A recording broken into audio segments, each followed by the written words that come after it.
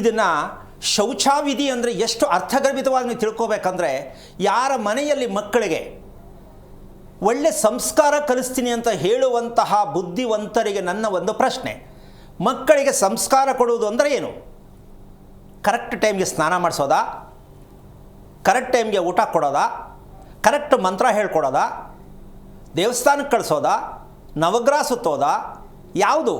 ಸಂಸ್ಕಾರದ ಮೂಲಾರ್ಥ ಏನು? ಶೌಚ, ಪಾವಿತ್ರತೆ, ಶ್ರೇಷ್ಠತೆ, ಏನಮ್ಮ ಇದೆಲ್ಲ ಮೂಲಾರ್ಥ ಏನು? ಮಾತನಾಡುವ ಭಾಷೆಯಲ್ಲಿ ಭಗವಂತನ ನಾವು ಸ್ಮರಣೆ ಮಾಡುವಂತ ಹೇಳಿ ಧರ್ಮದಲ್ಲಿ ಇದೆ.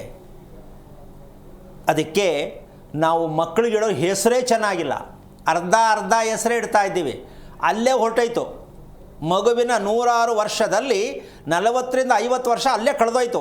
ನಾವು ಮಕ್ಕಳಿಗೆ ಇಡುತ್ತಿರುವ ಹೆಸರು ಅಧರ್ಮವಾದ ಹೆಸರು, ಅಲ್ಪ ಪ್ರಾಣದ ಹೆಸರು.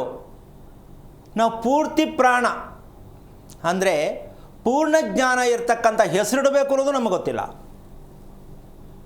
ಯಾಕೆಂದರೆ ಕು, ರು, ಲು, ರಾಹುಲ್, ತ್ರಿಶೂಲ್, ಏನಮ್ಮ ಹುಚ್ಚ ಹೆಸರು.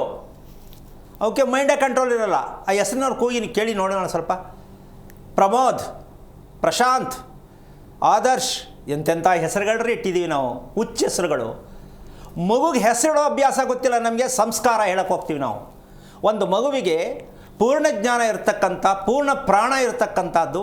ನಮಗೆ ಪ್ರಾಣ ಪೂರ್ಣ ಇರಬೇಕಾ ಅರ್ಧ ಇರಬೇಕಮ್ಮ?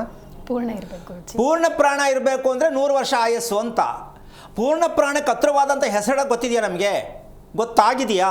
ಹೇಳ್ತಾ ಇದ್ದಾರಾ? ಬ್ರಾಹ್ಮಣೋತ್ತಮರು, ಜ್ಞಾನ ಅಂತ ಸಾಕಷ್ಟು ವಿಚಾರದಲ್ಲ ಮಾತಾಡ್ತೀವಿ ನಾವು. ಋಷಿಮುನಿಗಳು, ವೇದ ತಿಳಿದಿರೋರು,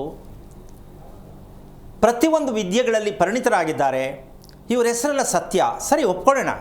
ಆದರೆ ಈ ಪೂರ್ಣವಾಗಿರ್ತಕ್ಕಂತಹ ಮಹಾಪ್ರಾಣ ಅಂತ ನಾವು ಏನು ಹೇಳ್ತೀವಿ, ಅದರ ಹೆಸರು ಯಾವುದು ಅಂತ ಹೇಳೋದು ಗೊತ್ತಾಗ್ಬಿಟ್ರೆ ನಮ್ಮ ದೇಶ ಯಾವತ್ತೋ ಪ್ರತ್ಯಕ್ಷ ದೇವರನ್ನು ಮಕ್ಕಳಿಗೆ ನಾವು ಹತ್ತಿರ ಕರ್ಕೊಂಡೋಗಿ ಬಿಟ್ಟಂಗಿರುತ್ತೆ ನಾವಿಡೋ ಹೆಸರು.